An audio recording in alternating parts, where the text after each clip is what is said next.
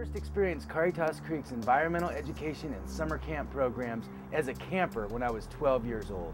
I walked away from the program with a sense of empowerment that I could change the world. I wanted to protect the earth, and I learned to be comfortable with and appreciate people from diverse backgrounds.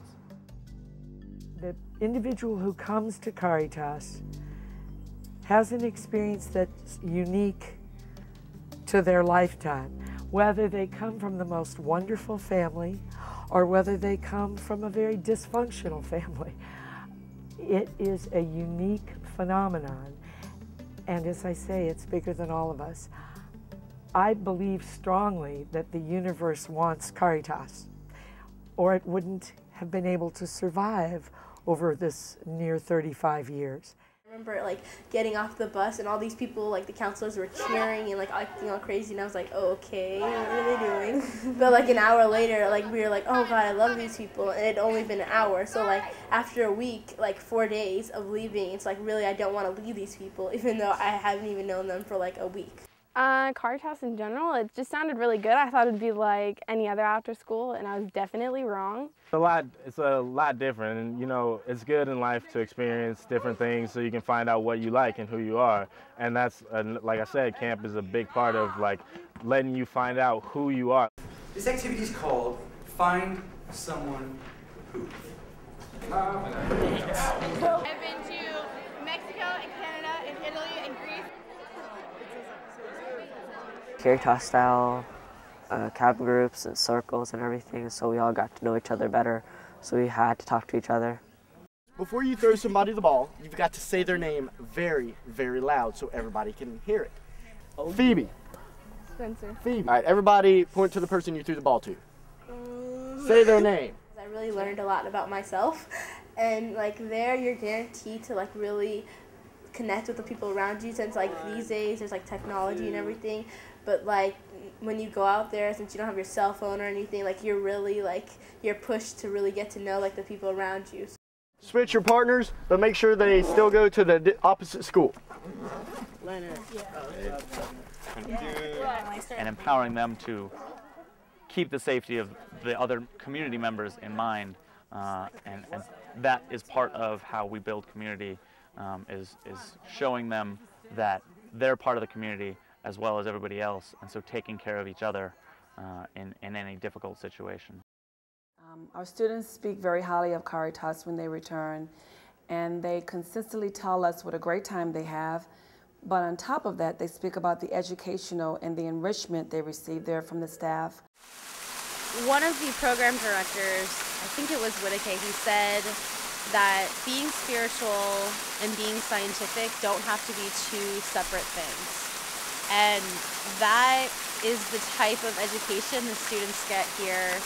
I can be a science teacher in the classroom, but for me, on a daily 50-minute block, to be spiritual and scientific is near impossible.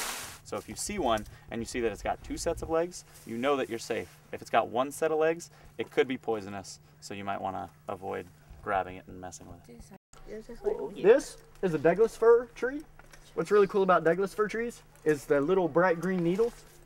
Oh, tastes like oranges. They're full of vitamin C. I know. What do you think, man? Yeah, it tastes like oranges. Yeah? After we came back from Caritas, we never lost that. Like sometimes it seems like it was lost, but we can always come back to that. And I think it's like we have something that a lot of classes don't. Caritas is everywhere. It's not only at that place and like at that campsite with like those counselors. You can have it with your class. You can have it with like the people around you. And sometimes like you forget that because like all you want to do is like be with the counselors and like spend the night at Caritas. But like when you think about it, you really can have it like with your friends every day. If you have lost a relationship and want to gain that relationship back, because they do different activities where it brings you closer to that person. And like the blind circle, you can just let it out. When you stand up, you could just throw your blindfold in the middle and share space with each other. When I got tapped for being inspirational to them, it really just touched my heart, because if I'm an inspiration to someone my age, it's just really special. How much we mix kids from socioeconomic backgrounds and neighborhoods and cities, and mixing them all together to do Caritas style, I think is really huge. It creates an experience that kids will never forget because they meet totally new people, not just having an adventure with their class, but having an adventure with people that they may keep relationships with for the rest of their lives. Now they know more about our earth and how to take care of it.